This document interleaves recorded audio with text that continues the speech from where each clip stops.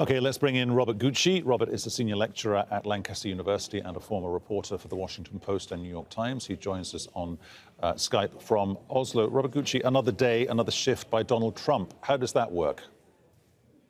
Well, it's absolutely spectacular that President Trump would talk about the killing of a journalist in Saudi Arabia as just almost a bad business deal. His comments that this is one of the worst cover-ups ever is also quite ironic, given his own past in his personal life, his business life, and in politics. But more importantly, talking about the killing and the way it went down and the way the information came out or didn't come out reads as another business transaction, another analysis from his perspective. And I think for American publics, it's quite confusing about where we should be placing issues of human rights, journalistic power, and democracy when the president is talking about business and not necessarily about human rights in cases like this. And I see this morning your own former publication, the New York Times, quoting Jared Kushner, who apparently has got a plan for peace in the Middle East, very close to the Saudi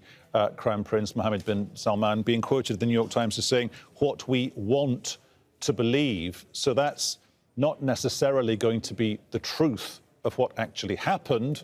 It's the truth they want to hear.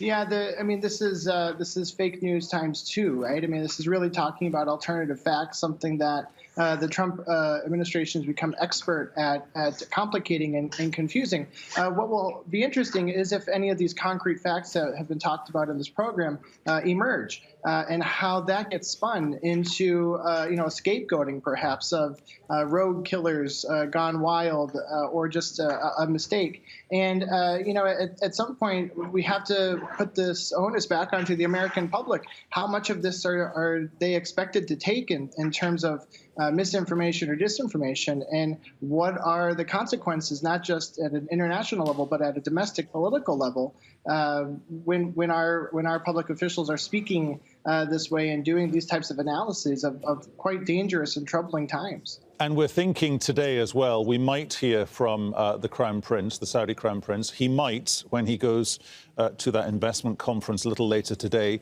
announce $50 billion worth of contracts and deals being done. So for him, apparently, it's business as usual. For the Trump administration, when it comes to arms deals with Saudi, it's business as usual. And yet, use the word consequences there. Donald Trump, his stopgap position seems to be very severe consequences, but you can't do, can you, very severe consequences and do multi-billion-dollar deals. Those two things do not click together.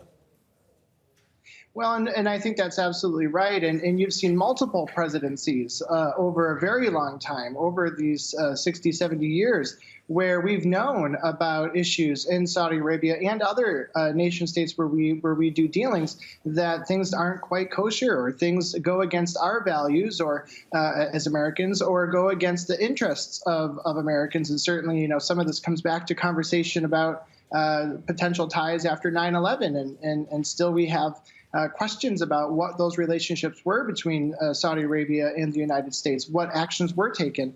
And again, this does come back down to domestic politics in the United States to a large degree. When's enough? How bad do the human rights atrocities have to get? How overt and do these inequalities have to be for there to be unrest enough in the United States to say arms deals aren't our first interest, but human lives are. Can I just get one final thought from you, Robert, about the domestic aspect to this? You were using the word there, domestic politics. You've got midterm congressional elections, November the 6th, yeah? This is the top story for Fox and Friends, Fox News. This is still the top story for CNN. It's still front page news all over America. The Trump administration, Kellyanne Conway is not being asked on Fox News to talk about how good the economy is doing. She's not being asked on there to talk about, how many jobs we're creating, whether Wall Street likes us or not.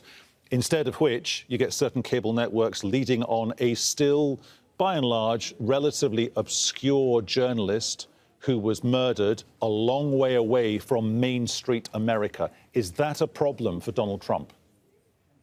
Well, what's really interesting is when American press talk about this journalist, it's a U.S. journalist, and they forget that this was also, this was also a person who was in many ways an activist, a dissident, a journalist in Saudi Arabia. And so there's a lot of confusion in the rhetoric among journalism about what type of American resident this person was. But in terms of politics for the midterm, a lot of these come as distractions. We're not talking about, as you said, the jobs and economy, but we're also not talking about healthcare. We're also not talking about immigration.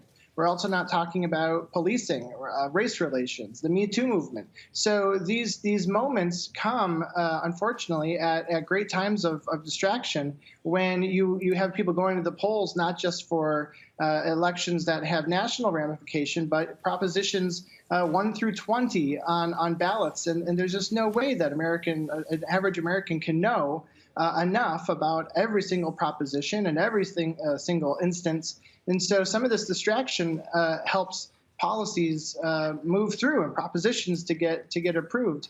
While we are talking about things that are a bit abstract for probably the average American. Robert Gutsche, good to talk to you. Thank you so much. Thank you.